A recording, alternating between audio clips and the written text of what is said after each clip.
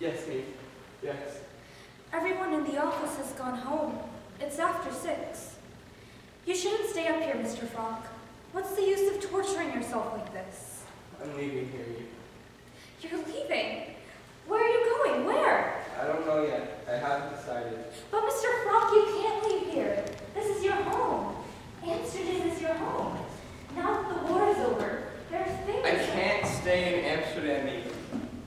There are too many things that remind me of what happened. The house that we used to live in, the school, the street organ playing out there. I'm not the same man I used to be. I'm a bitter old man. Forgive me, Meek. I shouldn't speak to you like this. For all that you went through, the pain, the suffering. No, you can't say that we suffered. We did not suffer. I know what you and Mr. Crawler went through. I'll remember it for as long as I live. Come, Meek. Mr. Franck, did you see? We found some of your papers in a heap of rubbish after... Burn them. But Mr. Franck, there are letters, notes. Burn them. All of them. Burn this. Uninspiring.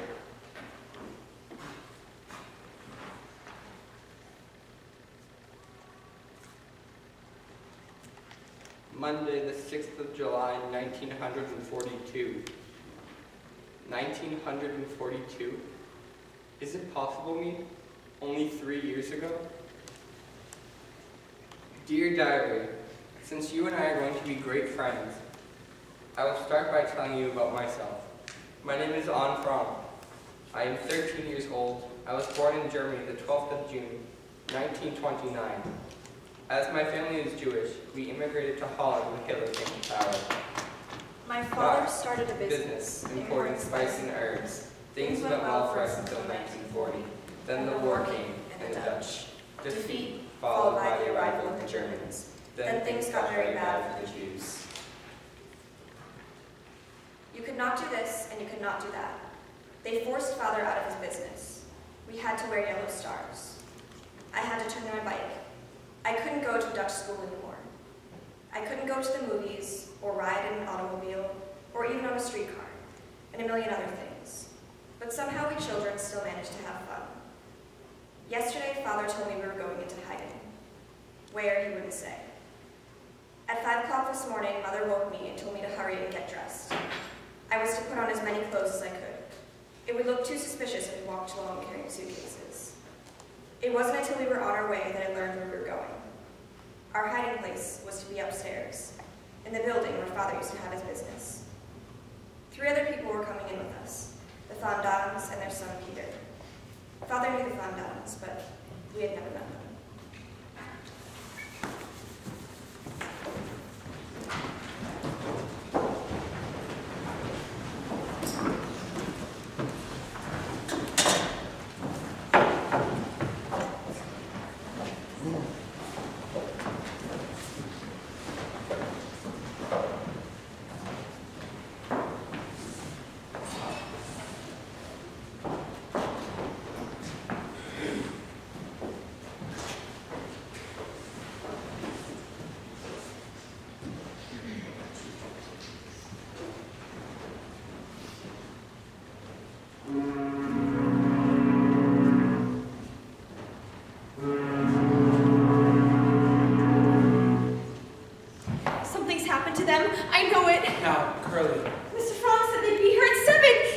have 2 miles to walk. You can't expect... They've been picked up. That's what happened. They've been taken. Oh. You see? Mr. and Mrs. Van Dam, there are too many great places to go. We can take a long way down. On! My wife, Edith, Mr. and Mrs. London, their son, Peter, my daughters, Margaret, and I'm so sorry about the confusion. Don't think of it. We'll have plenty of leisure to arrange everything ourselves. We put the stores of food you sent in here, and your soaps, drugs, and linens are in the WC. Thank you, Me. And I made up the beds the way that Mr. Funk and Mr. Crowley said. Forgive me. I have to hurry. I have to go to the other side of town to get the ration books for you. Ration books? If they see our names on the ration books, they'll know we're here. There isn't anything so... Don't worry. Your names will not be on them. I'll be up later. Bye.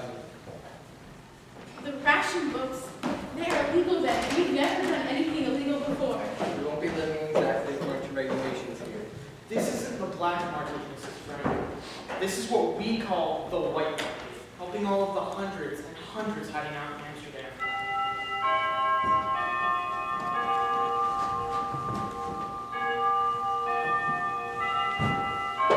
It's the vestibule. I must go. I must be out of here and downstairs in the office before the workmen get here. Me, or I, or both of us will be up each day bringing food and news and find out what your needs are. Tomorrow, I'll get you a better bulb for the door for the stairs, one that you can throw up yourself and open only at our signal. You'll tell them about the noise? I'll tell them. Goodbye then for the moment. I'll be up after the work with me. Goodbye, Mr. Crowley. How can we thank you? I never thought I'd live to see the day when a man like Mr. Frank would have to go into hiding. When you think...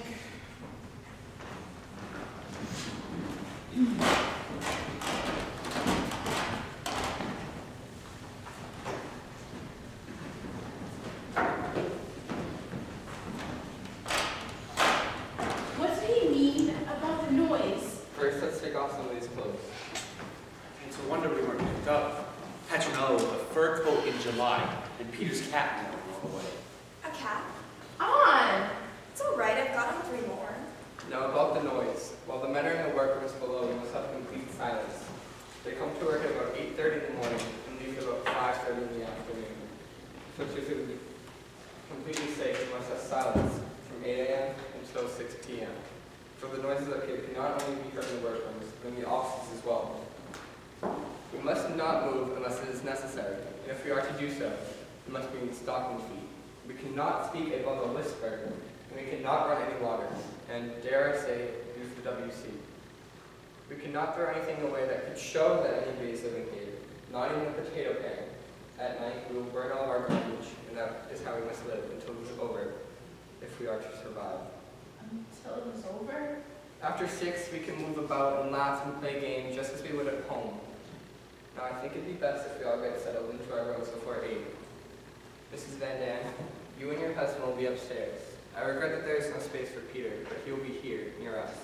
This will be our common room, where we will meet to talk and have supper, just like one family. And where will you and Mrs. Frank sleep? This is also our bedroom. That's place. not right. We'll sleep here and you take the room upstairs. I've thought about this for weeks. It's the only arrangement.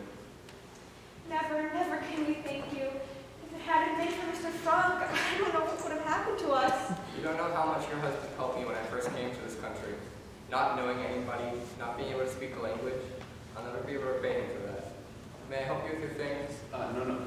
Come along, Ethan. You'll be all right, Peter. You're not afraid. Please, Mother.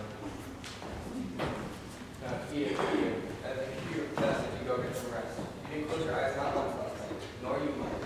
I slept, Father. Wasn't that funny? I knew it was the last night sleeping in my own bed, and yet I slept soundly. I'm glad, Anna. Now come here. Are you sure? I could help, really. Ann hasn't had her milk yet. I'll give it to her. Peter, it'd be best if you take off your shoes now before you forget. Ann, you're not tired? I feel fine. I'm going to help Father. Peter, I'm very glad you're going to be staying with us. Yes, Mrs. Frank.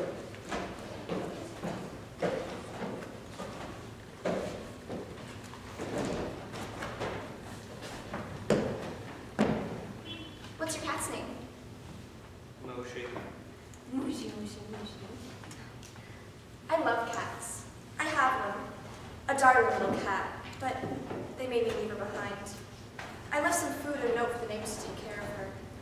I'm going to miss her terribly. What's yours, a him or a her? He's a Tom. He doesn't like strangers. Well, then I'll stop being a stranger, won't I? Did you have him fixed? Huh? Is he fixed? No. Oh, you ought to have him fixed, to keep him from fighting. Where'd you go to school? Jewish secondary. But that's where Margaret and I go. I never saw you around. I used to see you sometimes. You did? In the schoolyard. You were always in the middle of a bunch of kids. Why didn't you ever come over? I'm sort of a lone wolf.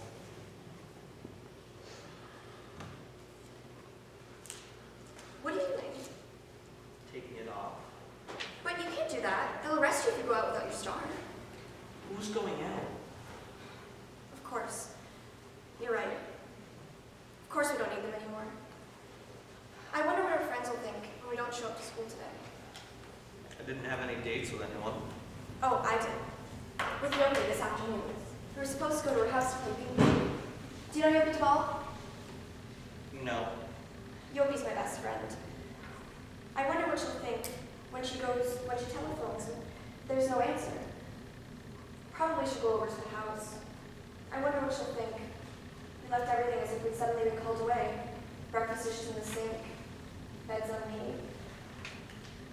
What are you going to do with yours? Burn it. It's funny. I can't throw it away. I don't know why. You can't throw something they branded you with, something they made you wear so they could spit on you. I know, but after all, it is a Star of David, isn't it? Maybe it's different for a girl. Forgive me, Peter. Now, let me see. We must find a home for your cat. Will it be comfortable in this? Thanks. And Peter, over here is your room. But I warn you, you must not grow anymore, not even an inch. You will be sleeping with your feet out of the skylight. Are you hungry? No. We have some bread and butter. No, thank you. Alright, you'll have to fill in then. And tonight we'll have supper. Our first real supper. Thanks.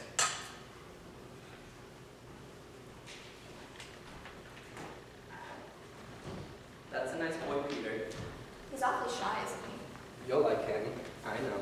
I certainly hope so, since he's the only boy I'm likely to see for months and months. There's a box. Will you get it? You know what I'm going to think of it like here? I'm going to think of it like a boarding house. A very peculiar boarding house, like the one that we... Father! My movie stars! And Queen Wilhelmina? How wonderful! Go on, look further.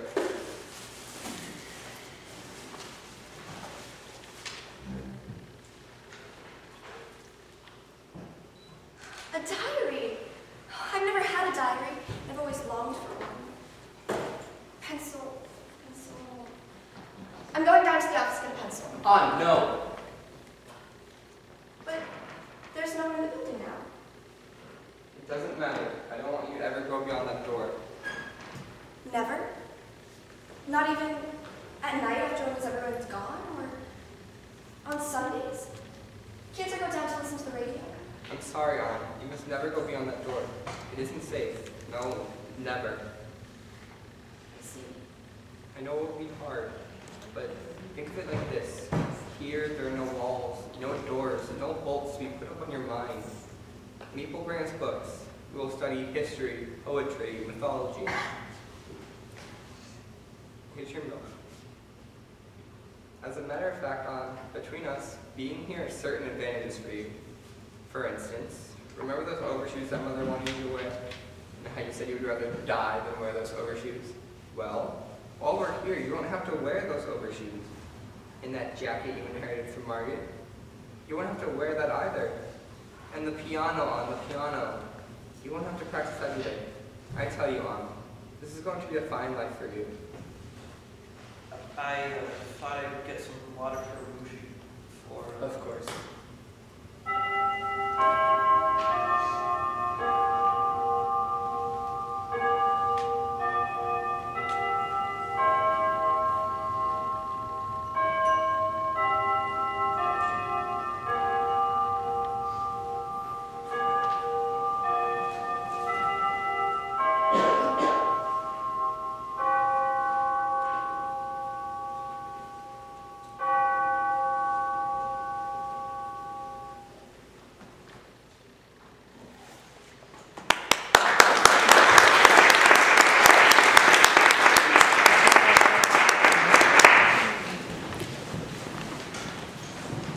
I expect I should be describing what it feels like to go into hiding.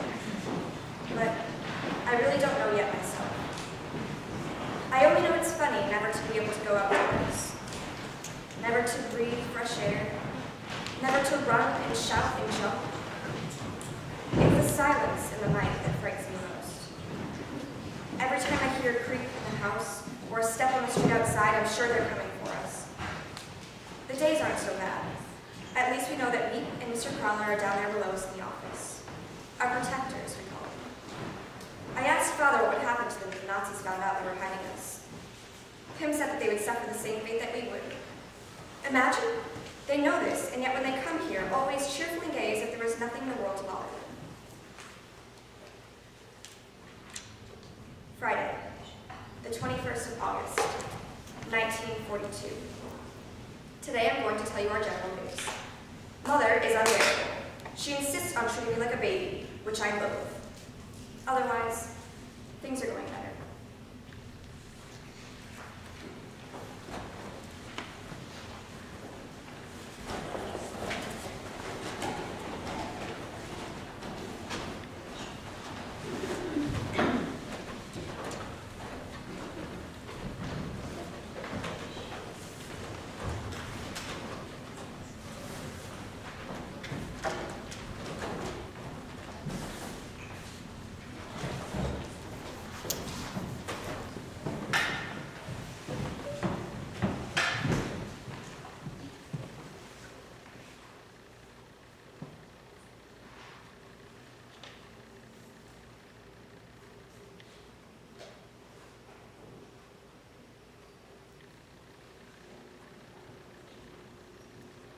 It's safe now. The last workman is left. Woo!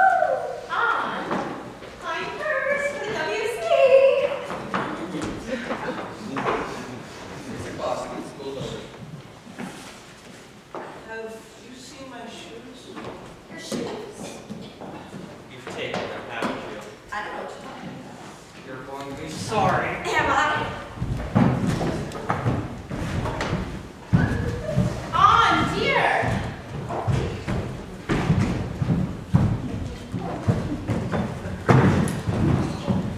On! Peter! Stop! Peter, where are you going? Come dance with me. I tell you I don't know how. I'll teach you. I'm going in to give Bushy his dinner. Can I watch? He doesn't like people around while he eats. Peter, please. No!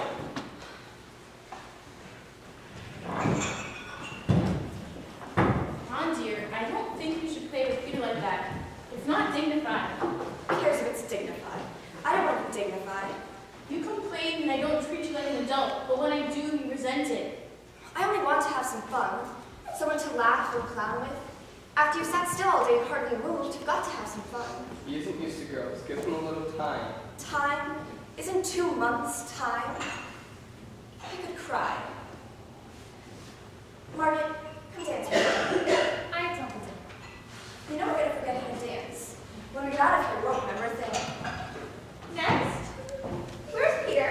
Where would he be? He hasn't finished his lessons yet, has he? His father will kill him if he finds there with his cat and his work not done. On, get him out, will you?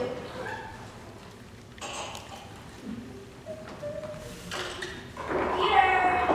Peter! What is it? Your mother says to know. I'm giving Bushy his dinner. You know what your father says. For heaven's sake, I haven't even looked at him since lunch. I'm just telling you, that's all. I'll feed him. I don't want you in there. Peter! Now just give him his dinner and come right out, you hear? Now, is that any way to talk to your little girlfriend? Mother, for heaven's sake, would you please stop saying that? Look at him blush. Look at him. Please, I'm not. Anyway, let me alone, will you? You act like it's something to be ashamed of. It's nothing to be ashamed of. To have a little girlfriend. You're crazy.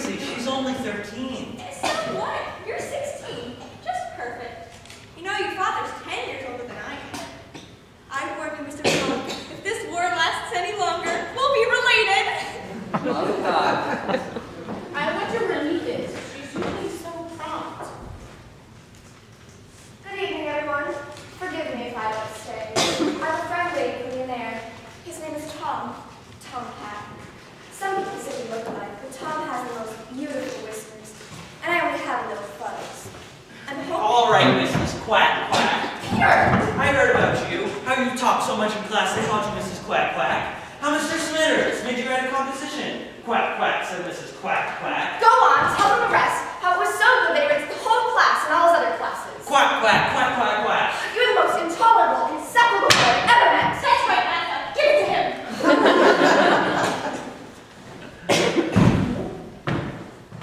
Of all the boys in the world, I had to get locked up with one like you. Quack Quack Quack, and from now on, stay in my room.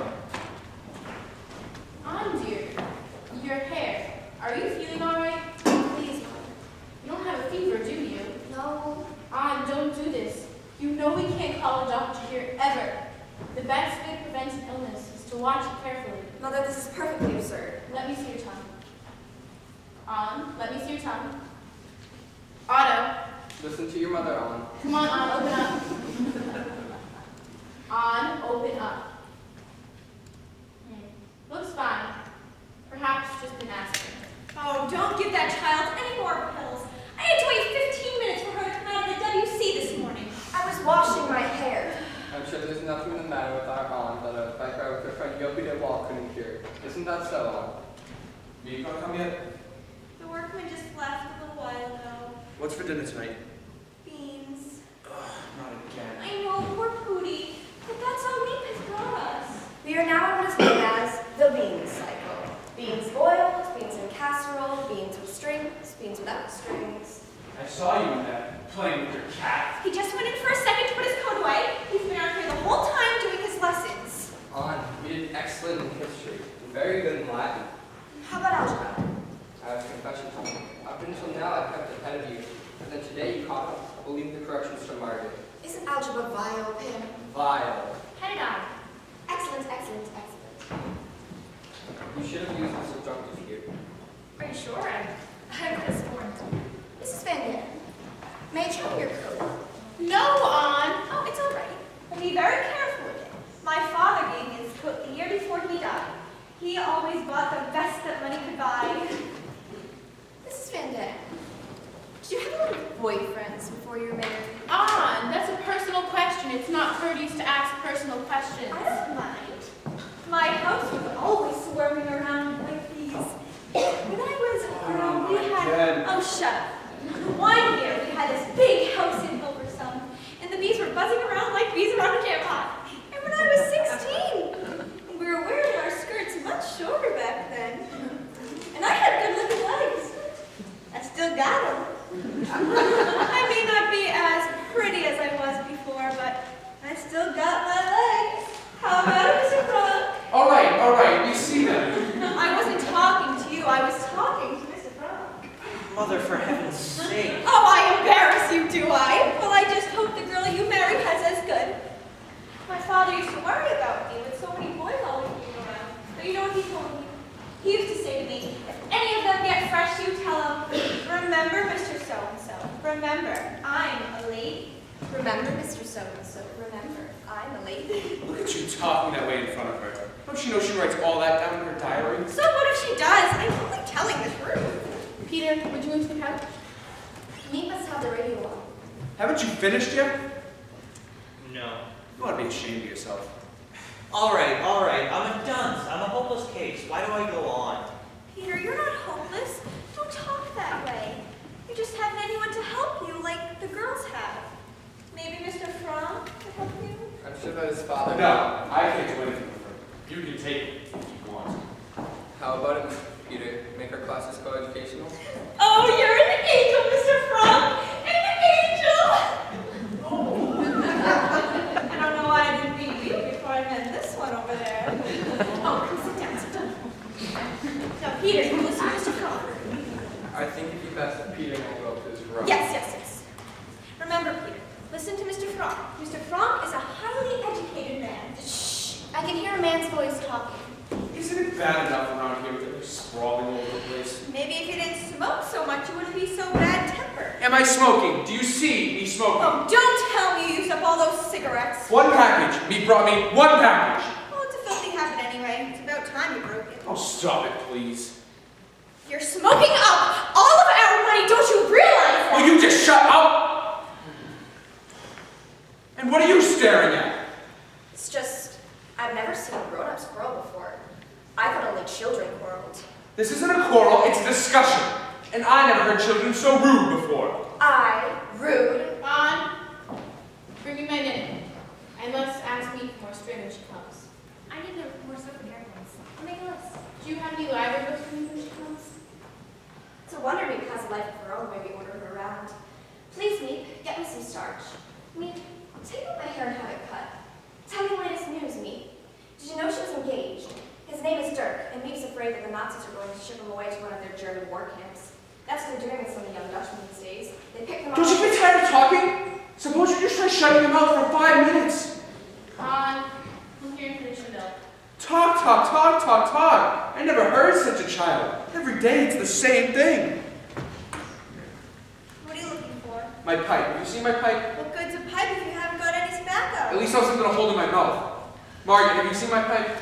It was on the table last night. I know. Anne, have you seen it? Anne. Mr. Van Dien is talking to you.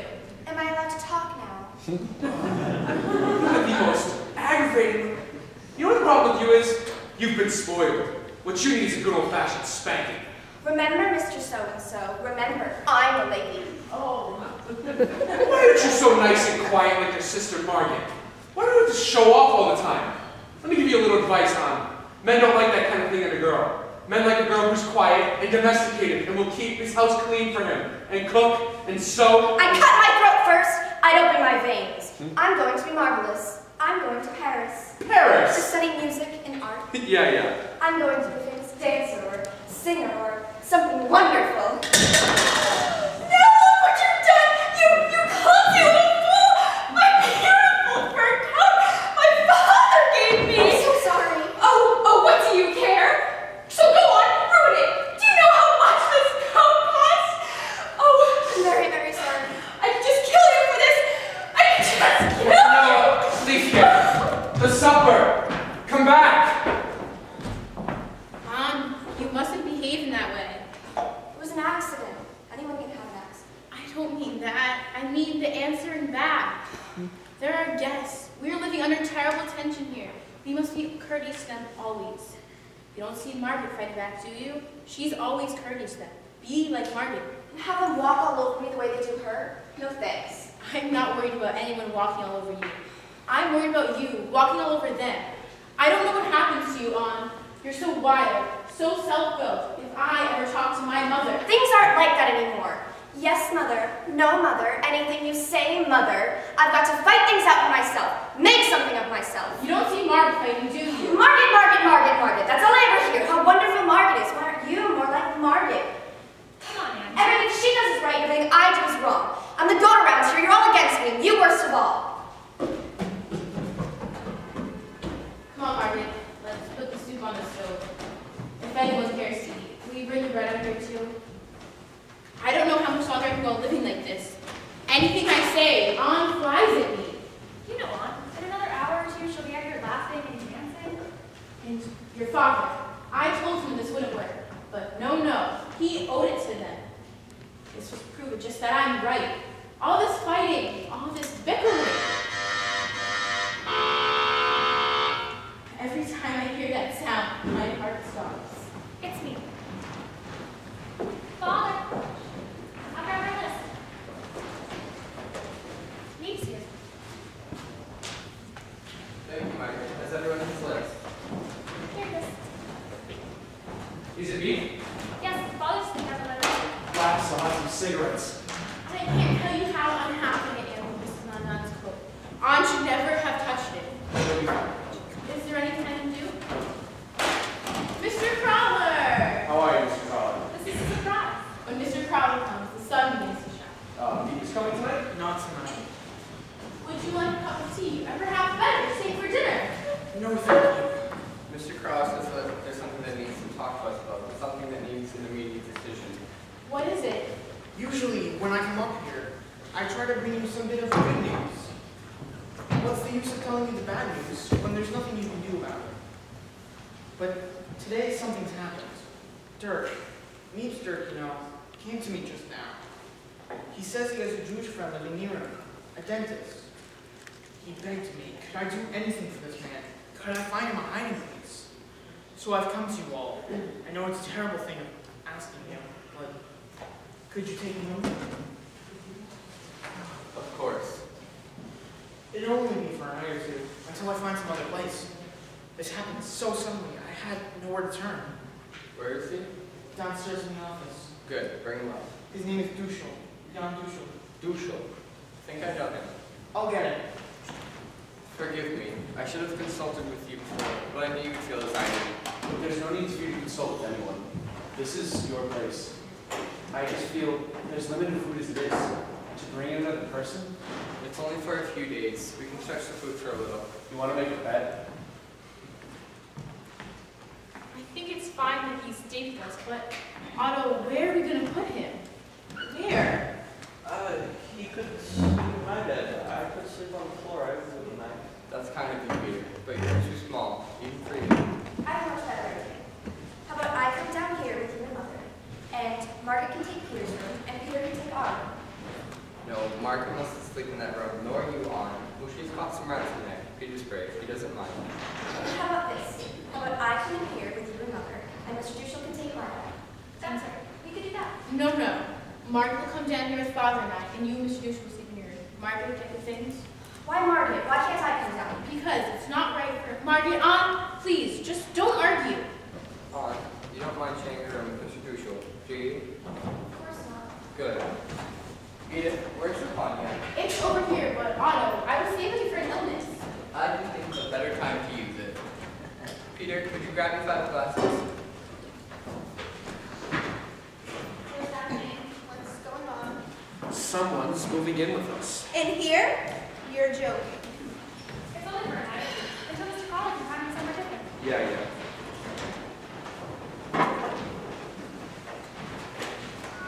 Come in, Mr. Dushel. This is Mr. Frank. Mr. Otto Frank? Yes, let me take your things. My wife, Edith, Mr. and Mrs. Bondon, their son, Peter, and my daughters, Margaret and Anne. Thank you, Mr. Frank. Thank you all. Mr. Dushel, I leave you in good hands. Dirk's go. What can I say to thank you? Me and Mr. Collar, they're our lifelines. Without them, we wouldn't survive. Oh, please. You make us seem very heroic. It isn't that at all. We just don't like the Nazis. We don't like anything about them.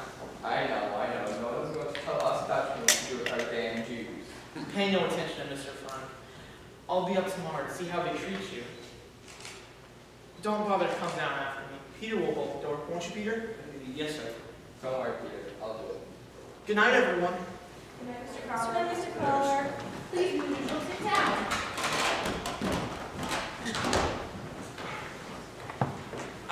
I'm dreaming. I know it.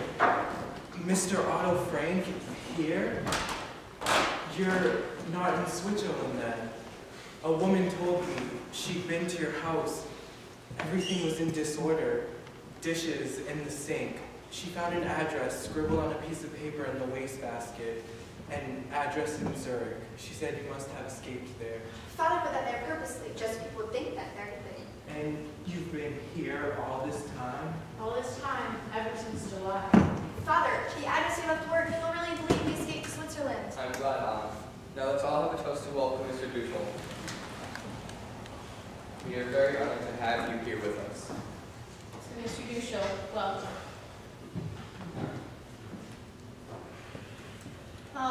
That was good. I'm sure Mr. Crowley wants you to much to eat here. 3 ration books among the 7 of us, and now you make 8. You don't realize what's going on out there that you should warn me of a thing like that. Every day, right here in Amsterdam, hundreds of Jews disappear. They surround blocks, search house by house. Children come home from school to find their parents missing. People that you and I know. The Hollensteins, the Vessels. Oh, no! They get their call-up notice. Come to the Jewish theater on such and such a day and hour. Bring only what you can carry in a rucksack. And if you refuse the call-up notice, they drag you off to the death camp. No! We didn't know it had gotten this bad. Forgive me for speaking so. Do you know the Duvals? Do you know what's become of them? Their daughter Yoki and I are in the same class. Yoki if he's my best friend? They're gone, Gone. with all the others. Oh no. Not guilty. There were people called out here. They lived near us. I think it'd be best if we hold this off until supper. I'm sure Mr. Dushel would like to get settled into his room. Thank you, I would. I brought very little with me. I regret to inform you that we can't give you a room alone, but I hope you won't be too uncomfortable. Here we have a set of rules within a strict set of hours. I can explain them to you after supper. Do you think you could bring Mr. Dushel up to his room? Yes, of course. If you'll come with me, Mr. Dushel. Forgive me if I haven't really expressed my gratitude to all of you. This has all been such a shock to me. I've always considered myself Dutch. My father was born in Holland, and my grandfather, and after all these years, forgive me. You're going to share the room with me. Everything Mr. Dushel says is so horrible. Mr. Crawley tells us so differently. I think it's better the way Crawley tells it. Well, here we are. I'm a man who's always lived alone. I've never had to adjust myself to others. I hope you'll bear with me while I learn. Let me help you. Do you always live all alone? Haven't you any family at all? No one. How dreadful. You must be terribly lonely. I'm used to it. I don't think I could ever get used to it. Didn't you even have a pet? A cat or a dog? I have an allergy for fur-bearing animals. They give me asthma. Oh dear. Peter has a cat. He has a cat here? Yes, but we hardly ever see it. He keeps in his room all the time.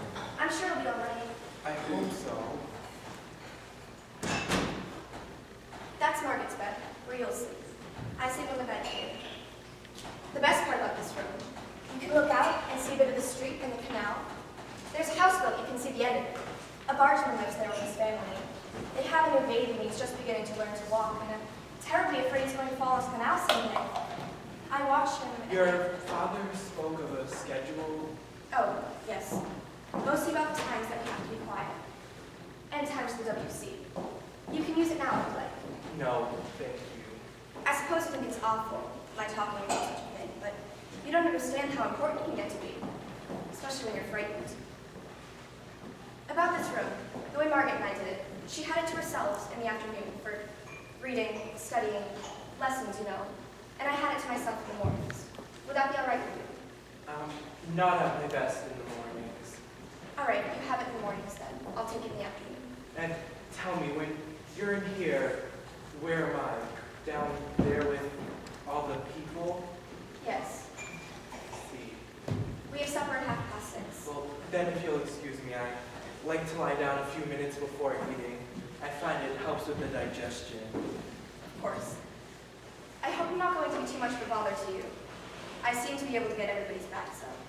That shouldn't be a problem. I get along very well with children.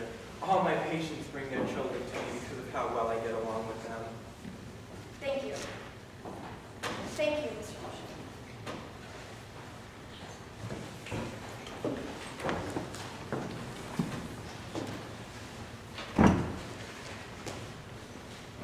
And yesterday, I finished Sissy Van Marksveldt's latest book. I think she's a first-class writer. I shall definitely let my children read her. Monday, the 21st of September, 1942. Mr. Dushel and I had another battle yesterday. Yes, Mr. Dushel. According to him, nothing, I repeat, nothing is right about me. My appearance, my character, my manners. Well, he was going on at me, I thought. Sometime I'll give you such a smack that you'll fly right up into the ceiling. Why is it that every grown-up thinks he knows the way to bring up children, particularly the grown-ups that never had any? I keep wishing Peter was a girl instead of a boy. Then I would have someone to talk to. Margaret's a darling, but she takes everything too seriously. To pause for a moment on the subject of Mrs. Van Daan, I must tell you that her attempts to flirt with father are getting her nowhere. Him, thank goodness, won't play.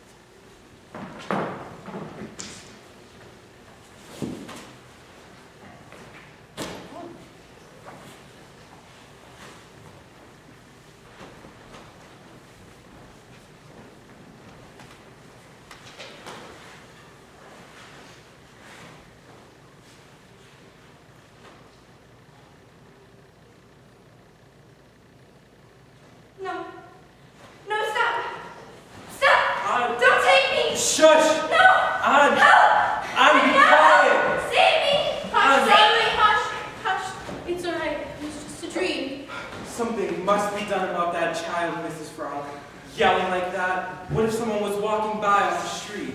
Mr. Dushel, would you kind of turn the light? Every night she twists and turns. I don't sleep. I spend half the night shushing her. Mr. Dushel, if you just go back to bed, I'll leave yourself in just a moment.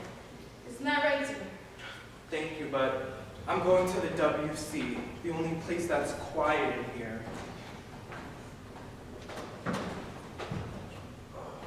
What is it? What happened? A nightmare. She was having a nightmare. Oh, I thought someone was murdering her. Unfortunately not. Thank you, Mr. Van Dam. Perhaps if you told me about it, it'd make me feel better. I'd rather not talk about it. Well then, why don't you lie down? I'll stay here until you fall back asleep. You don't have to. Are you sure? I'd like to. Really, I would. I'd rather you didn't. Very well. Is there anything else you'd like? Will you please ask Father to come?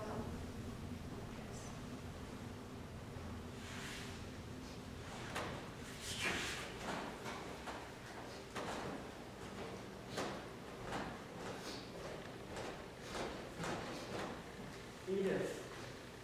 She wants you. I thank God that at a time like this, at least she'll turn to you. Go to her. Otto, go to her. She pulled away when I went to go kiss her. You heard Mother. Girls at this age, they're going through a phase. They give all their love to their fathers. You weren't like this. You didn't pull away from me. Shove it over. Oh, Pim, I dreamed that they came to get us. The green police. They broke down the door and grabbed me and started to drag me out the way they did Yopi. I want you to take this pill. What is it? Something to quiet you. Do you want me to read to you for a while? No. Just sit with me for a minute. Oh, Pim, was I awful? Did I yell terribly loud? Do you think anyone outside would have heard? No, no. Lie quietly. Try to get some sleep. I'm a terrible coward. I'm so disappointed in myself. I think I've conquered my fear. I think I've really grown up. And when something happens, I run to you like a baby. I love you, Pam. I don't love anyone but you. Bottom line. It's true. I've thought about it for a long time now. I only love you. I'm glad to hear you say that you love me. But I'd be much happier if you said that to your mother as well. She needs your help so much. Your love. We have nothing in common. She doesn't understand me. Every time I try to explain my views on life to her, she asks me if I'm constipated. You hurt her very much just now. She's crying. She's in there crying. I can't help it. I only told the truth. I didn't want her here. Pim, I was horrible, wasn't I? The worst of it is, I can stand off and see myself doing it and know that it's cruel, and yet I can't stop. What's the matter with me, Pim? Tell me. Don't say it's just a phase. Help me. There is so little that we parents can do to help our children. We have to set an example, point them in the right direction. The rest is up to you. You have to build your own character. I'm trying. Really, I am. Every night before I go to bed, I think over all the things I did that day that were wrong. Like putting the wet mop in Mr. Dushell's bed, and dissing now with Mother. I think to myself, that was wrong. I make up my mind, I'm never going to do that thing again. Never. Of course, I may do something worse, but at least I'll never do that again. I have a nicer side. A sweeter, nicer side. I'm scared to show it. I'm afraid people will laugh at me if I'm serious. So, the mean Anne comes to the outside. The bad Anne stays within, the good Anne stays on the inside, and I keep trying to switch them around and have the good Anne be on the outside, the bad be on the inside. Maybe I'd like to.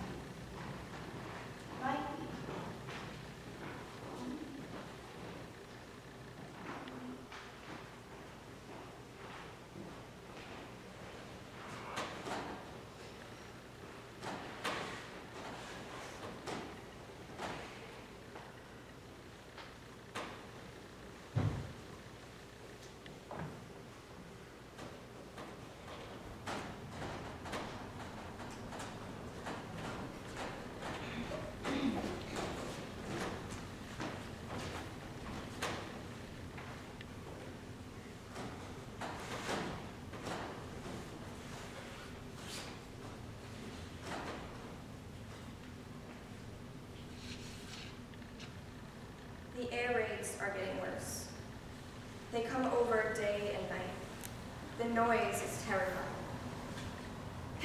should be music to our ears. The more planes, the sooner will come the end of the war. Mrs. Van Dam pretends to be a fatalist. What will be, will be. But when the planes come over, who is the most frightened? No one else but Petronella. Monday, the 9th of November, 1942. Wonderful news. The Allies have landed in Africa. Pym says that we can look for an early finish to the war. Just for fun, he asked each of us what was the first thing we wanted to do when we got out of here. Mrs. Van Dam longs to be home with her own things. Her needlepoint chairs, the Bechstein piano her father gave her, the best that money could buy. Peter would like to go to a movie. Mr. Duchel wants to get back to his dentist drill. He's afraid he's losing his touch. For myself, there are so many things. To ride a bike again, to laugh till my belly aches, to have new clothes from the skin out, to have a hot tub filled to overflowing and wallowing for hours, to be back in school with my friends.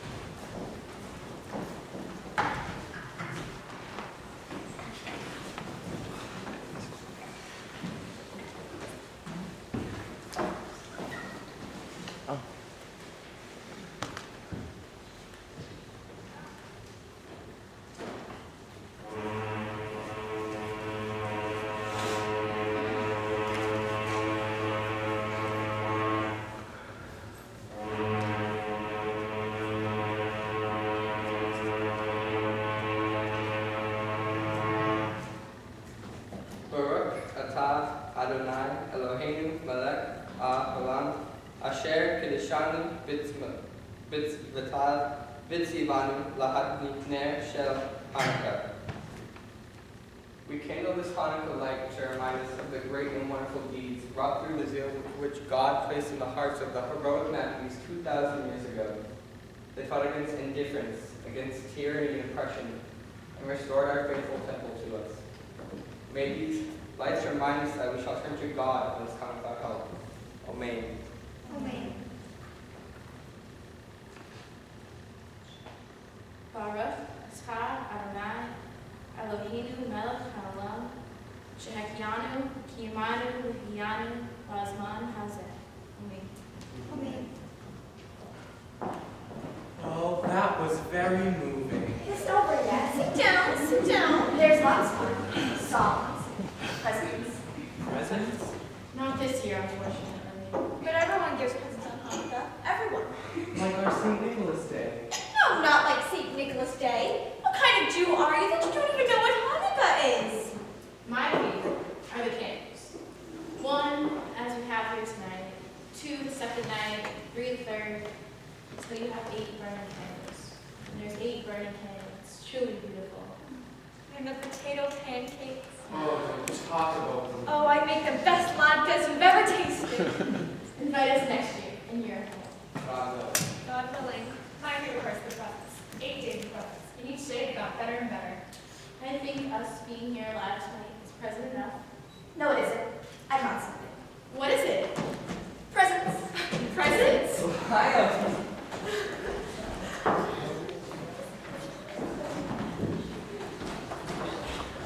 Look, what's she got in her head? Lampshade. Oh dear. Every which way. For Morgan. Read it out loud. You've never lost a temper. You never will, I fear. You're so kind and good, but if you should, put all your crosswords here. A new crossword puzzle? How did you get it? It isn't new.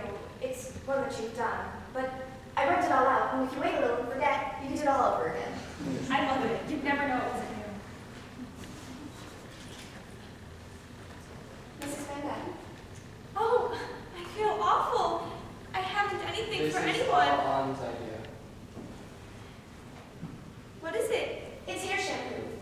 mixed together the last bits of soap with the last of my perfume. Oh, Hanukkah! I wanted to write poems for all of them, but I didn't have time.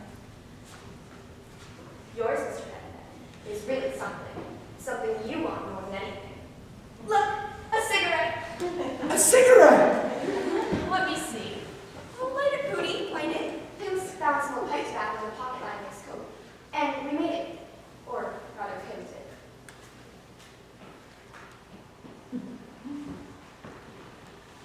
It works. Oh, look at him. It's tobacco, it really is. There's a little swell, but not much. Thank you, thank you. For Mother, Hanukkah greeting.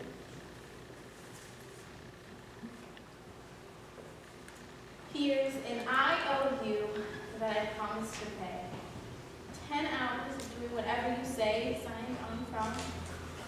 10 hours of doing what you're told? Anything you're told? That's right. You wouldn't want to sell that, Mrs. Brown? Never. This is the best gift I've ever received. For Pim. Anka, I wasn't supposed to get a present. It's a muffler. Like an ascot, you know? To put around your neck.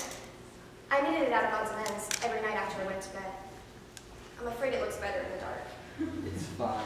It fits perfectly. Thank you, Anka.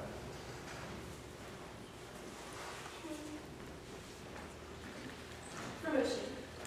On behalf of Mushi, I thank you. And this is for you. For Mrs. Quack Quack. Go on, aren't you going to open it? I'm scared to. I know something's going to jump out and hit me. It's nothing like that, really. What is it, Peter? Show it. It's a safety razor. A what? A razor. Well, you didn't make that out of odds and ends. Meat got it for me. It isn't new, it's secondhand, but you really do need one now. For what? Look on his upper lip. You can see the beginnings of a mustache. He wants to get rid of that? Put some milk on it and have your cat lick it up. Think you're funny, don't you? Look, he's going to try it right now. I'm going in to give Mushi his present. Mushi, Mushi, Mushi. And last, but never least, my roommate, Mr. Dushel. For me, I made them myself. 2 capsules. They're earplugs, so you can put them in your ears so you won't hear when I crash around at night. Go on, try them, see if they don't work. See if you can't hear. Are you ready? What? Are you ready? What? Oh. Oh, good God, they've got inside! How I can't get them out! Oh, thank you. Thank you.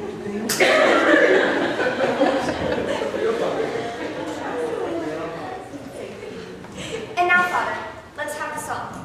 Mr. Dushel, have you heard the Hanukkah song? The song is the whole thing. Oh Hanukkah, the sweet I think we should hold off on the song this year, On. It's a song of jubilation, of rejoicing. One is apt to get too out of hand. Please, Pim, I promise I won't shout. You promise you won't shout. Okay. Very well then, but if you get too loud, I'll have to... You! How many times have I told you? Out of here with that! What do you think you're doing? Get that cat out of here. Cat? You heard me. Get it out. I have no cat. It doesn't need to be the cat, because his clothes are enough when he comes out of that room. Don't worry. It won't be bothering you anymore. We're getting rid of it. At last you will listen to me. I'm not doing it for you. It's in your head, all of it. I'm doing it because I'm sick and tired of seeing that cat eat all of our food. That's not true. I only give him bones, scraps. Don't give me that. Cat gets fatter and fatter every day. Damn cat's better than the rest of us. Out he goes, tonight. No. But you can't do that. That's Peter's cat. Peter loves that cat. If he goes, I go. Fine. Go. You're not going, and the cat's not going. Please, this is Hanukkah. A time to celebrate, be happy. What's the matter with all of you? Come on, let's have the song. Oh Hanukkah, the sweet celebration. First, I think we should blow the candles. But Father, most of us live and burn it on their own. I'm sure God understands shortages. We thank thee, O Lord, our God, for permitting us to celebrate this joyous festival.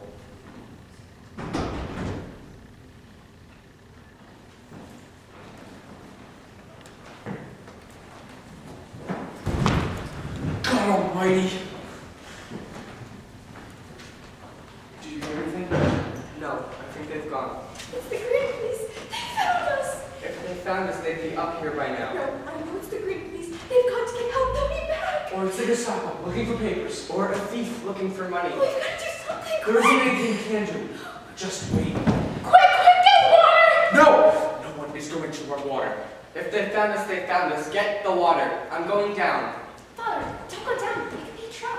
Hush, darling, hush. This is Saturday. There's no way for us of knowing what has happened down there until Monday when Meep or Mr. Crawler come back.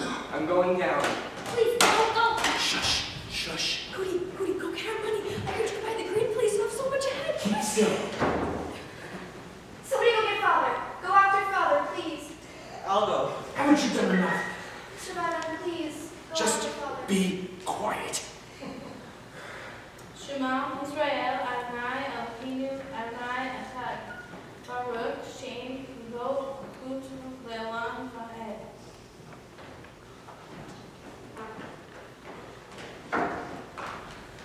It was a thief. That noise must have scared him away. Thank God. I think it'd be best if we have some light. Are you sure it's all right? Don't be so terrified. The danger is past. Who says the danger is past? Don't you realize we're in greater danger than ever? Mr. Dusha, will you be still? Thanks to this clumsy fool, now someone knows we're up here hiding. Yes, someone knows we're up here, but who is this person? A thief! A thief! You think a thief is going to go to the Green Police and say, I was robbing the police the other night and I heard a noise up over my head? You think a thief is going to do that? Yes, I think he will. Oh, you're crazy. One day the thief will be caught, and in exchange for his freedom, he'll tell the Green Police where a couple of Jews are hiding. He's right. Let's get out of here, Father. We can't stay here anymore. Go? Where? Yes, where? Have we lost all faith, all courage? A moment ago we were for sure that it was the end. We thought they had come for us. But here we are. We're alive. Safe. Come on, let's have the song. The song. Oh, Hanukkah, oh, Hanukkah, sweet celebration. Round the feast we gather, complete jubilation. Happiest of seasons now is here. Many are the reasons for good cheer. Together we'll weather whatever tomorrow may bring. So hear us rejoicing and merrily voicing the Hanukkah song that we sing. Why? Hear us rejoicing and merrily voicing the Hanukkah song that we sing.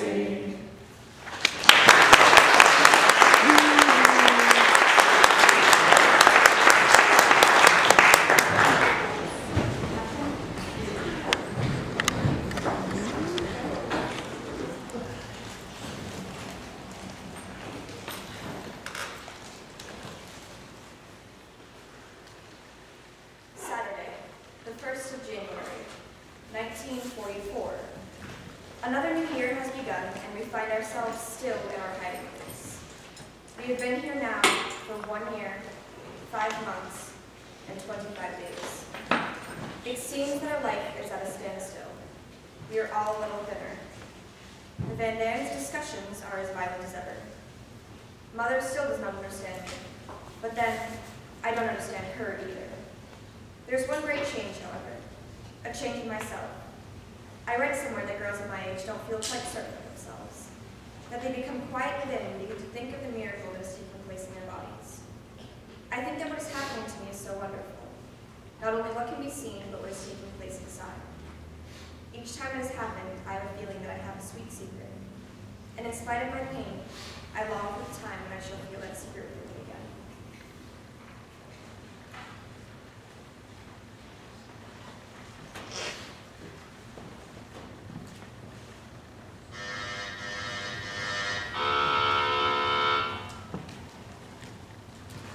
It's me. Wake up, everyone! Meet us here.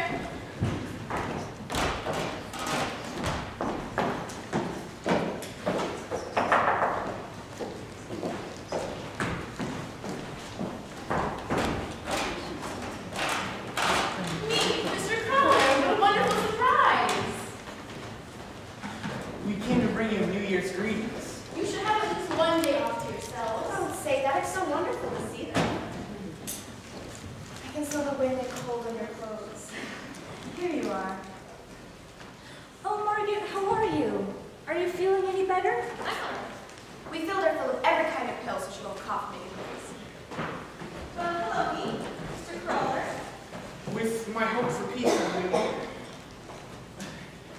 Andy, have you seen Mushi?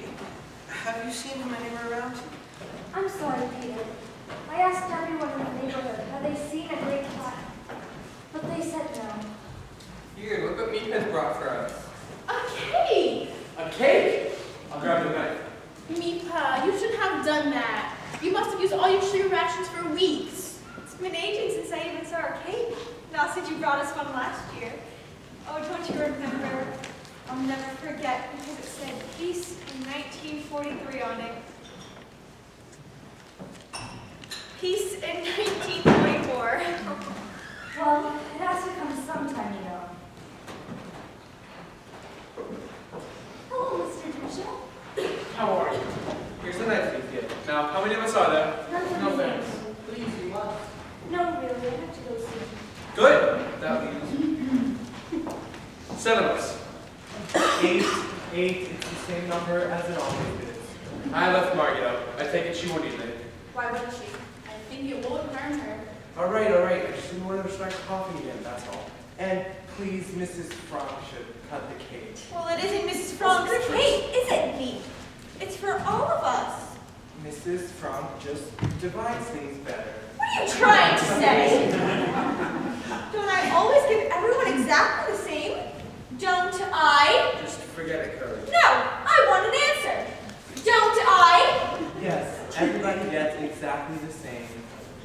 Except Mr. Van Dan always gets a little bit more. That's a lie. She always cuts exactly the same. Please, please. You see what a little sugar cake does to us? It goes right to our heads. Here's the knife, Mrs. Frank.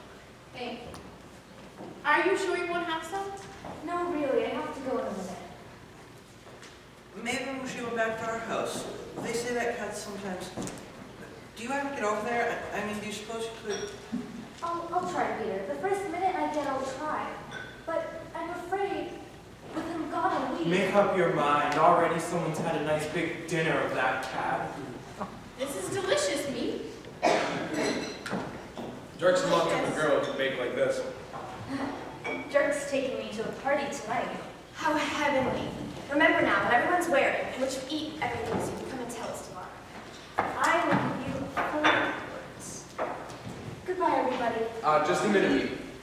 I have something I'd like you to do for me. Where are you going, Pootie? What are you going to do? Oh. What's wrong? Father says he's going to sell her fur coat. She's crazy about that. Is it possible anyone's so silly as to worry about a fur coat at a time like this? It's none of your business. And if you say one more word, I'll take it. No! You can't take my fur coat from me! You didn't give it to me! You have no right! Let go of it! Just a little discussion of the advisability of selling this fur coat.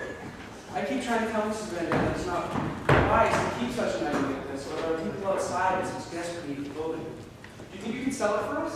It's your special fair price. And, could you give me some cigarettes? I don't care what kind you are. I'll take it. They're extremely difficult to get, Mr. Rondon, but I'll try my best. Goodbye, everybody. I mean, Goodbye, Meat. are you sure you won't have some, Mr. Rowland? I better not. How are you feeling? What does the doctor say? I haven't been to it. Now, Mr. Crawler. Oh, I tried. But you can't get near a doctor these days. They're so busy. I finally got one on the telephone. I'd asked him for an appointment. But you know what he answers? Over the telephone? Stick out your tongue. I have some papers here. Would you look over them? Of course. If we could just go downstairs. Something's gone wrong, hasn't it, Mr. Crawler? No, I just want your father's advice. Something's gone wrong, I know it. If it's something that involves us all here, it's better that we all hear it. But the children. What they imagine would be worse than any reality. It's a man in the store. Carl, Eddie said, nearsighted, about 50. He was from Utrecht. That's the man. A couple of weeks ago, when I was in the store, he closed the door and asked me, "How's Mr. Frank? What do you hear from Mr. Frank?" I told him I only knew a rumor that you were in Switzerland. I paid no attention to it, but then something happened yesterday. I was in my office looking over papers, and he brought some invoices for me to sign. As I was going through them, I looked up. He was looking at the bookcase that hides your door. Wasn't there a door there that led up to the loft? Then he asked for more money, 20 more guilders a week. Blackmail. 20 guilders? Very modest blackmail. Yeah, that's just the beginning. You know what I think? He was the thief who was down there that night. That's how he knows we're here. How was it left? What did you tell him? I said I needed some more time to think on it. What should I do? Hand the money or take a chance on firing him? For God's sake, don't fire him. Pay him what he asks. Have him where you can keep your eye on him. Is it anything that he's asking? What are they paying nowadays? He could get a reward plan, but mind you, this is an award plan. Offer him half, and then we'll see if it's blackmail or not. And if it is, we've got to pay him what he asks, don't we? Anything he asks, we've got to pay. Let us decide that when the time comes. This may just be my imagination. You get to a point these days where you suspect everyone and everything on a simple look or word. Here's the telephone. What does that mean? The telephone ringing on a holiday? That's my wife. I told her I needed to look over some papers in the office to call me there when she was done with church. I'll offer half of that. Goodbye. We'll hope for the best. Bye, Mr. Crowley. Goodbye, Mr. Crowley. You can thank your son for this. Falling like that, I tell you it's a question of time now. Margaret! But at least you know where we're going. You should be ashamed of yourself talking like that. Think of how lucky we are. Think of the thousands who died in the war every day. People in the concentration camps. What's the good of that? What's the good of thinking of misery when we're already miserable? That's stupid. On. We're young, Margaret, Peter, and I. You grown-ups have had your chance. But look at us. If we begin thinking of all the horror in the world, we're lost. Now on. We're trying to hold on to some kind of ideals, and everything, ideals, hopes, everything are being destroyed. It's not our fault the world is in such a mess. We weren't around when all this started. So don't try to take it out on us. She talks as if we started the war. Did we start the war? She left her.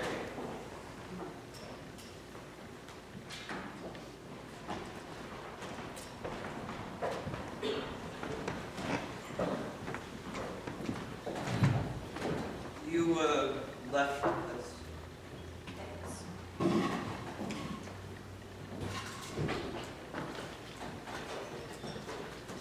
I thought you were fine just now. You know just how to tell them. You know just how to say it. I can't think, especially when I'm mad. That douche-old, what he said about Bushi, someone eating him, all I could think was I wanted to hit him. I wanted to give him such a, that he, that's what he used to do when they were trying to school anyway. But here, with holding him like that, it wouldn't be so good. You're making a big mistake about me. I do it all wrong. I say too much. I go too far. I hurt people's feelings. I wouldn't say that. What I mean to say is, if it weren't for you around here, I don't know. Do you mean it, Peter? Do you really mean it? I said it, didn't I? Thank you, Peter. You've got quite a collection. Wouldn't you like some? I could give you some to have in your room. Heaven knows you spend enough time in there, doing heaven knows what. It's easier. If I started an argument, I just duck in there. You're lucky, having a room to go to. His lordship is always here. I hardly ever get in a room. When they started on me, I can't look away. I have to stand there and take it. You gave something back just now. I get so mad. They form their opinions about everything, but we're still trying to find out. We have problems here that no people our age ever had before. And just as you begin to think you've solved them, something comes along and bang! You've got to start all over again. At least you've got someone to talk to. Not really. Mother, I never discuss anything serious with her. She doesn't understand. Father's all right.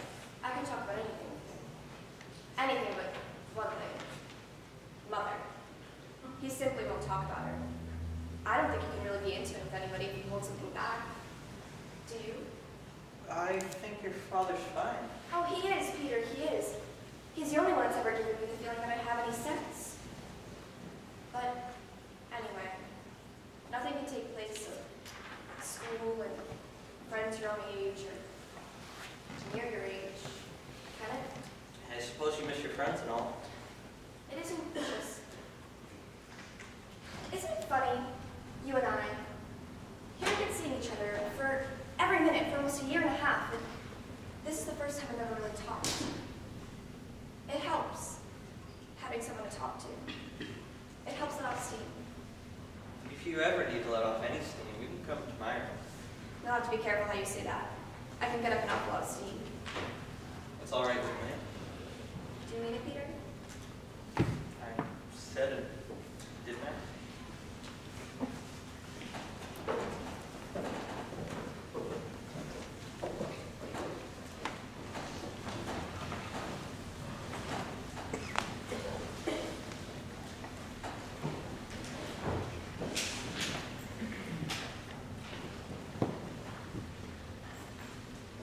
We've had bad news. The people from whom we've got our ration loads have been arrested. So we've had to cut down on our food. Our stomachs are so empty that they rumble and make strange noises, all in different keys. Mr. Van Dan's is deep and low like a bass fiddle. Mine is high and whistling like a flute. As we all sit around waiting for supper, it's like an orchestra tuning up. It only needs Toscanini to raise his baton and be off on the ride of the Valkyries. Monday, the 6th of March, 1944. Mr. Crawler is in the hospital. It seems he has ulcers. Pim says we are his ulcers. Meat has to run the business, and us too. The Americans have landed on the southern tip of Italy. Father looks for a quick finish to the war. Mr. Duschel is waiting every day for the warehouse man to demand more money. Have I been skipping too much from one subject to another? I can't help it. I feel that spring is coming. I feel it in my whole body and soul. I feel utterly confused. I'm longing, so longing, for everything. For friends, for someone to talk to, someone who understands, someone young who feels as I do.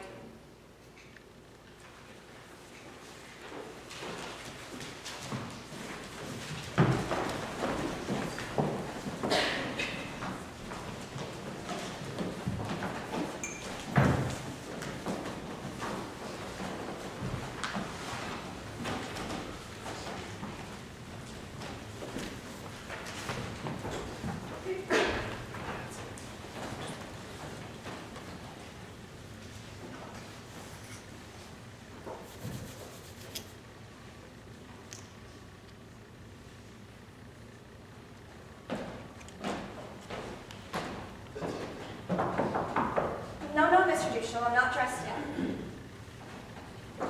How's that? What do you think of it? Fine. You didn't even look. Of course I look. It's fun. Margaret, tell me, am I terribly ugly?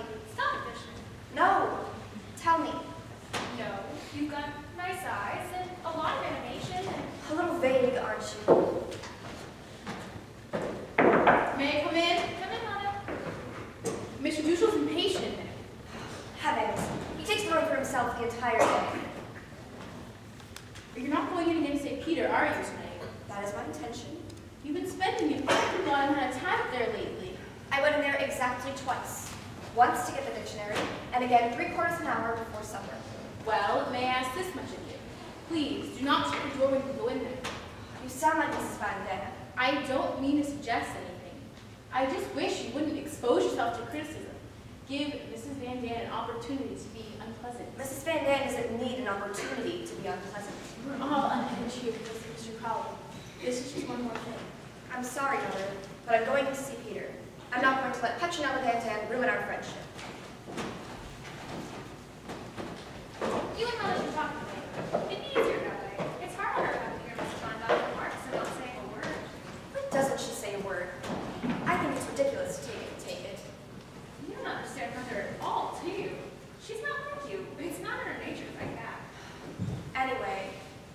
not the one I'm worried about. The only one I worry about is you. Every time I go into Peter's room, I fear I may be hurting. If it were me, I'd be wild. I'd be desperately jealous if it were me. Well, I'm not. Really? Truly you're not jealous? Jealous that you have something to wake up every morning for, but jealous of you and Peter? No. Maybe there isn't anything to be jealous of. Maybe he doesn't really like me. Maybe I'm just taking the place of his cat. Wouldn't you like to come in with us? I have a book. Will you please let me in my room? Just a minute, dear Mr. Dushel. Well, here I go, to run the gauntlet.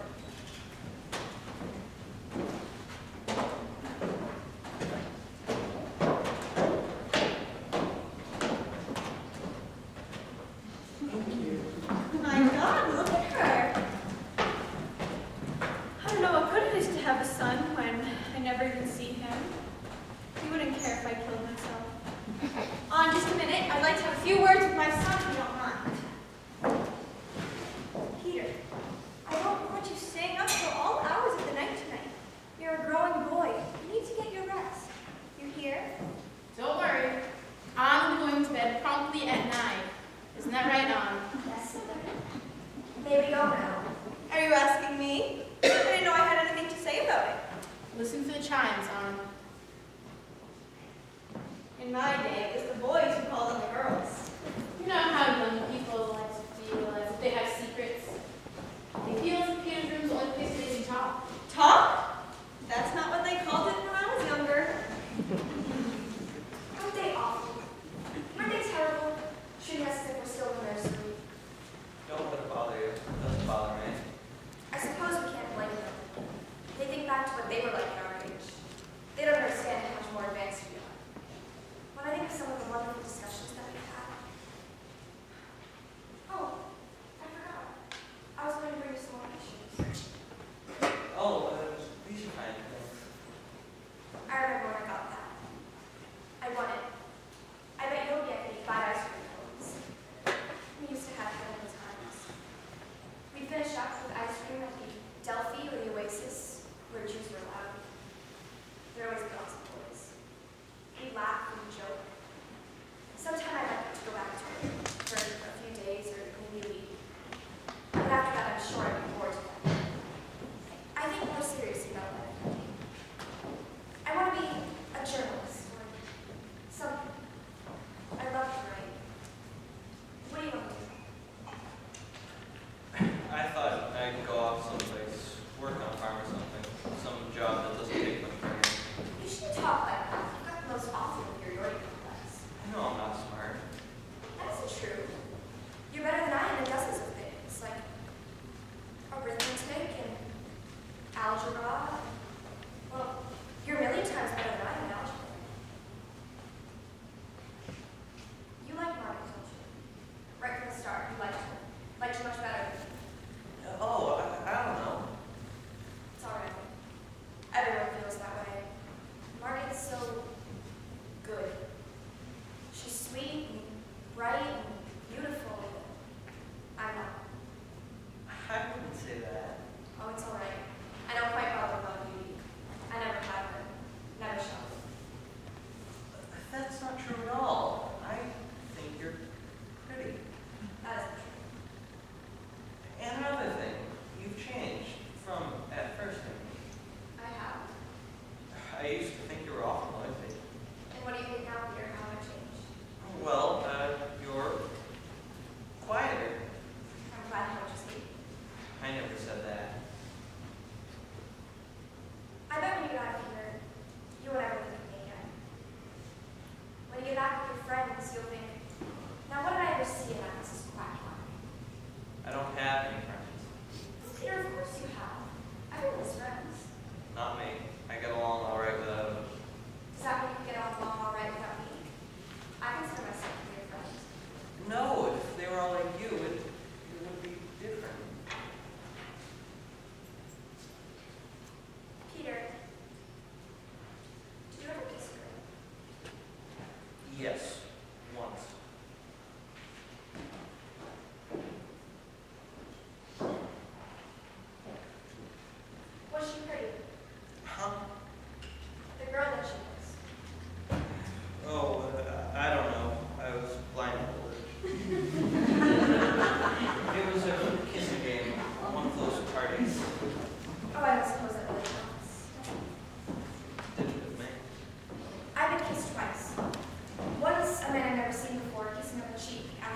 off the ice on his crown. The other was Mr. Rufus, a friend of father's, who kissed me on the hand. You wouldn't say either of those counted, would you? I wouldn't say so. I'm almost certain that Margaret would never kiss a man unless she was engaged to him. And I'm sure, too, that Mother never touched a man before him. But, I don't know. Things are so different. What do you think? Do you think a girl shouldn't kiss anyone unless she's engaged to him or something? It's so hard to try to think what to do. When here we are with the world falling around our ears and you think, well, you don't know what's going to happen tomorrow. And what do you think? Well, I suppose it would depend on the girl. Anything. Some girls, anything you do is wrong. Others, it wouldn't necessarily be wrong. I've always thought that when two people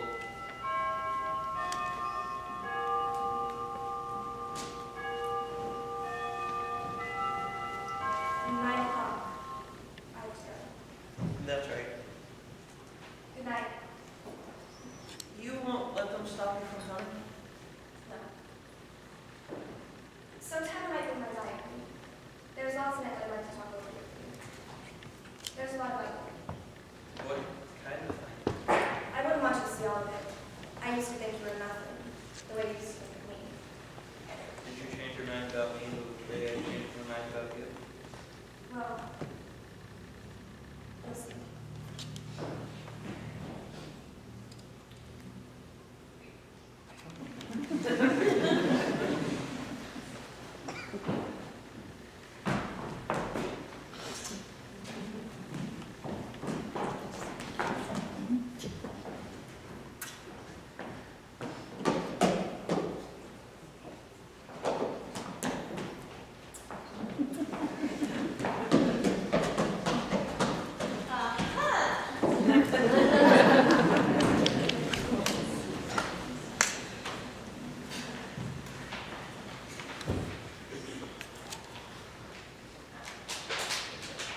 By this time, we all know each other so well that if anyone starts to tell a story, the rest can finish it for him. We're having to cut down still further on our meals. What makes it worse? The rats have been at work again. They've carried off some of our precious food. Even Mr. Duchel wishes now than when she was here.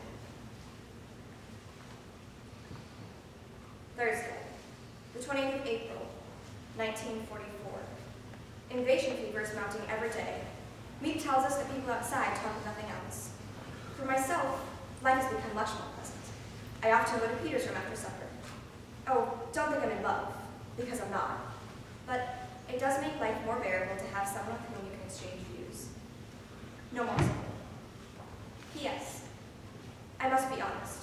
I must confess that I actually live for the next meeting. Is there anything lovelier than to sit under the skylight and feel the sun on your cheeks and have a darling boy in your arms? I admit now that I'm glad that my dad has a son and not a daughter. I've outgrown another dress. That's the third. I'm having to wear Margaret's clothes after all. I'm working hard on my French, and I'm now reading La Belle Never Known.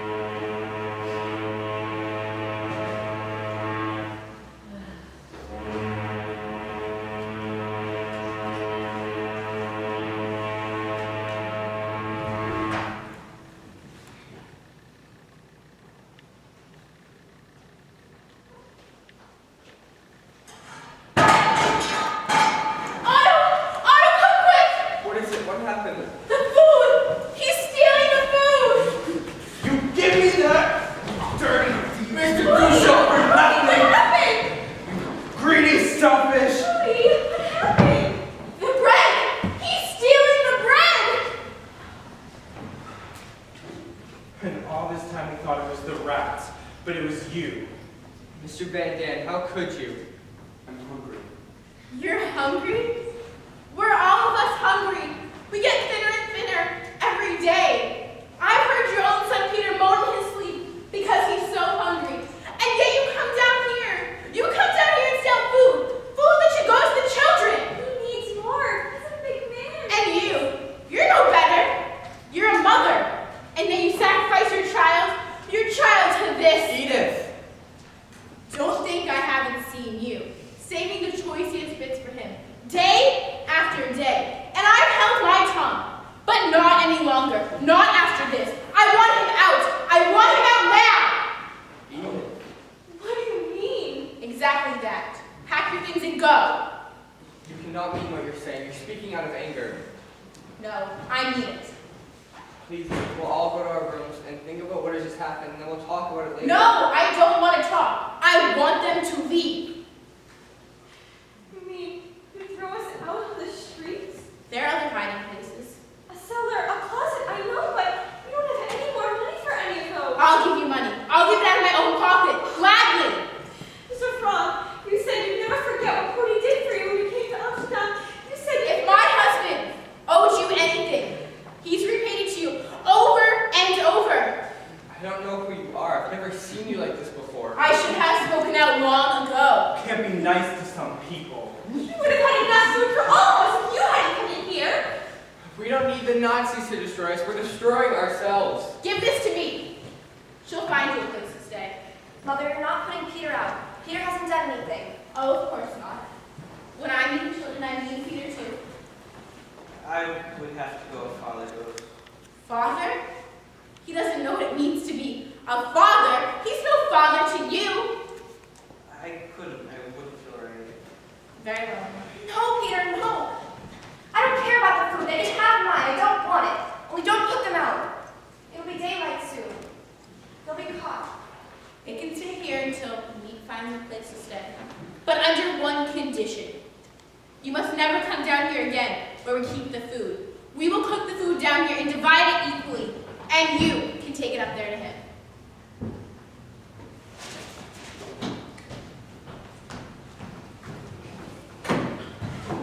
Mr. Franck, Mrs. Don't tell me Franck, stoop so low that we're pounding potted potatoes. Margaret, Stop! Stop it! Mrs. Franck. I thought there must be trouble. Stop it! You're keeping all the big ones for yourself! Look at this one, and this one, and this one! Mr. Franck, the most wonderful news. The invasion has begun. No, no. Did you hear what I said, everybody? Did you hear? The invasion has begun. The invasion. It began early this morning. How do you know? The radio, the BBC. They landed on the coast of Normandy. The British? The British, Americans, French, Dutch, Poles, Norwegians, everybody. Churchill spoke and General Eisenhower. D-Day, they call it. I told you it would come. At last! I've got to go tell Mr. Collar.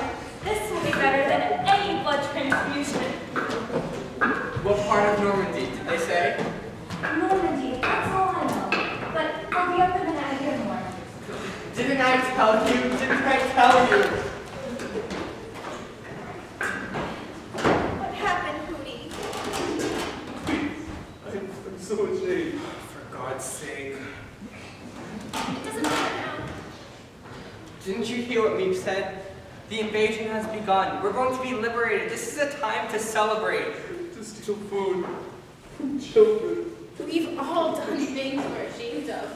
Look at me. Look at the way I've treated Mother. So mean and horrid to her.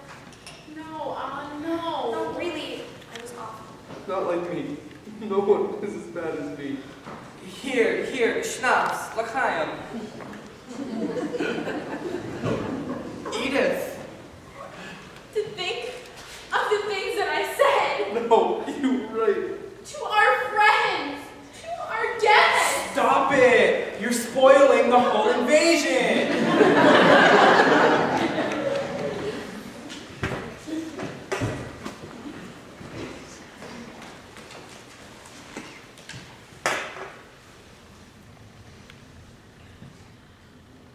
We're all in much better spirits these days. There's still excellent news of the invasion. The best part about it is that I have a feeling that friends are coming. Who knows? Maybe I'll be back in school by fall. The joke is on us. The warehouse man doesn't know a thing, and we're paying him all that money. Wednesday, the 2nd of July, 1944. The invasion seems temporarily to be bogged down. Mr. Crawler has to have an operation, which looks bad.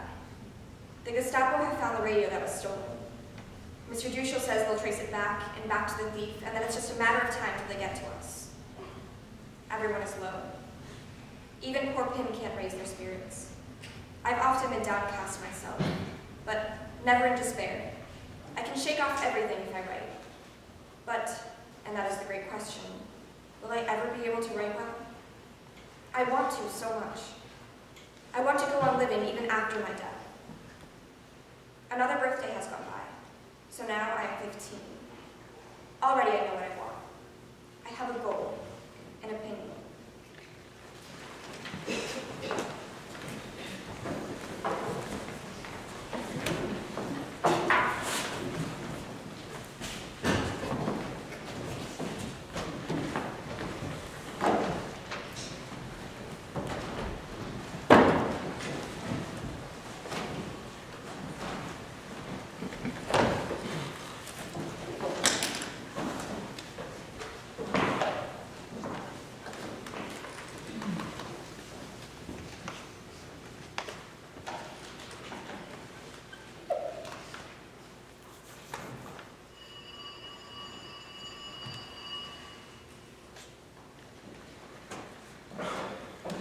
There it is again, the telephone. Mr. Frank, do you hear it? Yes, I hear. But this is the third time in quick succession. Something's happened. Meep's calling to warn us. Please, please, you're wasting your breath. But this is the third day that Meep hasn't been to see us. And today, not a sound in the building. Something's gone wrong. Perhaps it's Sunday. We may have lost track of the days. You with the diary there, what day is it? I don't lose track of the days. It's Friday, the 4th of August. Friday, and not a man at work. I tell you, Mr. Crawler's dead. He's dead and they've shut down the building. Meep's calling to warn us. She would never telephone us. Just pick it up and listen. You don't have to say anything. Just listen to see if it's me. No. For God's sake, Mr. Frank, answer that. No, I'm not going to answer it. It may not be me or Mr. Crawler, and then somebody would know that we are here. Mr. Frank's right. There's no need to tell us what side you're on. I believe if we wait patiently, quietly, that help will come. I'm going down.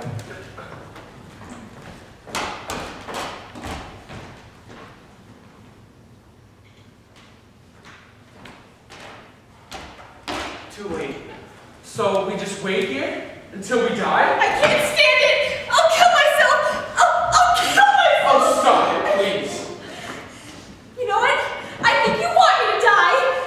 Whose fault that we're here anyway? We could have been safe somewhere. In America or Switzerland. But you couldn't leave because you couldn't leave behind your possessions. Your precious furniture. Don't touch me!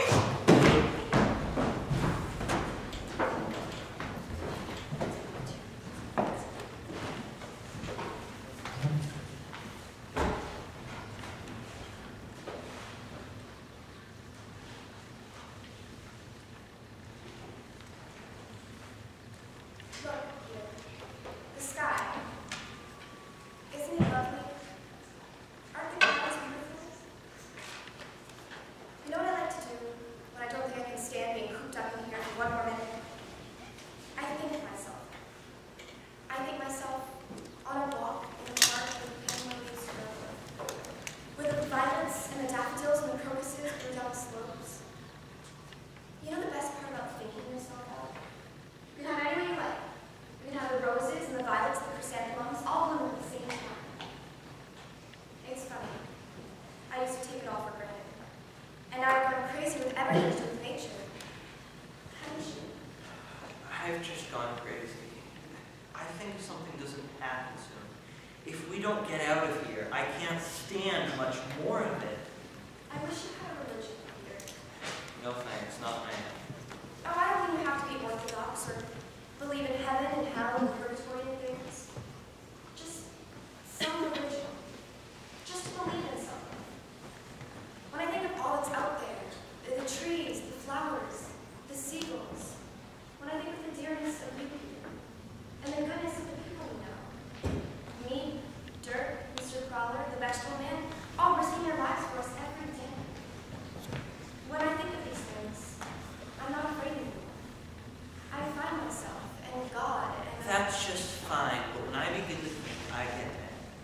Look at us, hiding out here for 2 years, not able to move.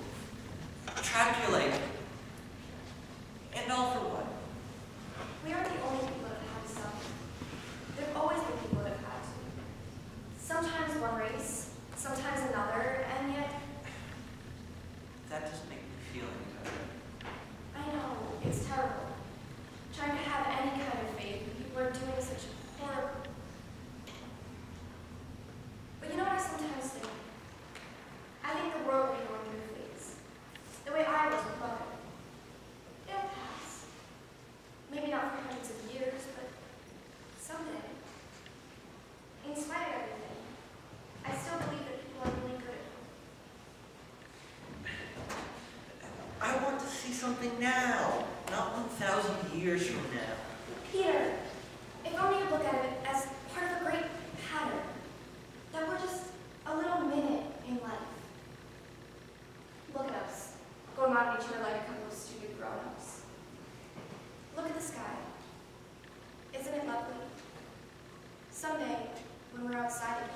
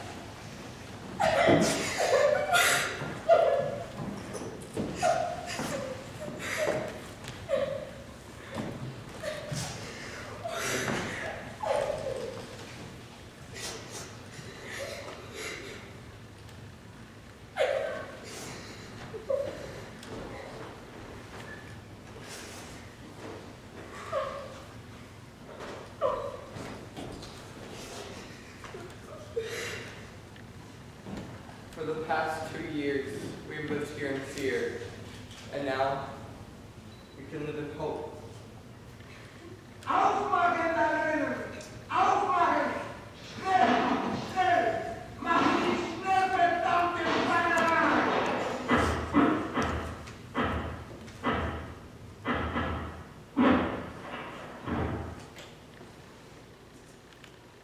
and so it seems our stay here is over. They're waiting for us now. They've allowed us 5 minutes to get our things. We can each take a bag and whatever it will hold of clothing. Nothing else. So, dear diary, that means I must leave you behind. Goodbye for a while. P.S. Please, please, me or Mr. Crowler or anyone else. If you should find this diary, will you please keep it safe for me? Because someday, I hope.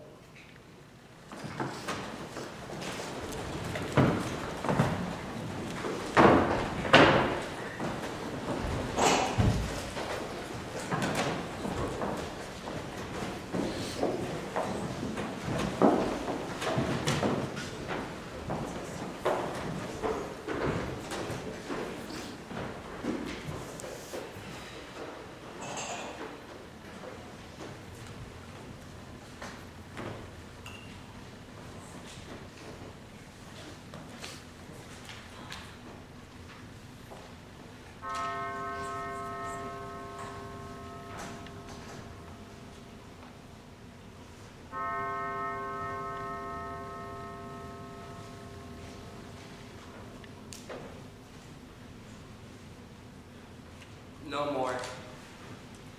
I'd gone to the country to find some food, but when I came back, the block was surrounded by the police. We made it our business to learn how they knew. It was the thief. The thief who told them. It seems strange to say this, that anybody could be happy in a concentration camp. But Anne was in the camp in Holland where they first took us. She was able to be out in the sunshine and fresh air that she loved. Would you like some more? Yes, thank you. The news of the war was good. British and Americans were sweeping through France. We were sure that they would get to us in time. In September, we were shipped to Poland. The men to one camp, the women to another. I was sent to Auschwitz. They went to Belsen. In January, we were free. The few of us who were left. The war wasn't yet over, so it took us a long time to get home. At every stopping, we would get off and go from group to group. Where were you? At Belsen? Buchenwald? Moccasin? Is it possible that you knew my wife, my husband, my son, my daughter? That's how I found out about my wife's death. Of Margaret, the Von Dons, Peter, Duschel. But on, I still hoped. Yesterday, I went to Rotterdam and met a woman who was at Belsen with Anne. I know now.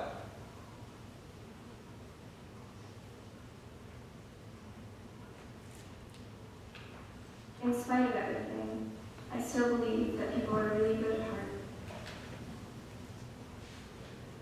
She puts me to shame.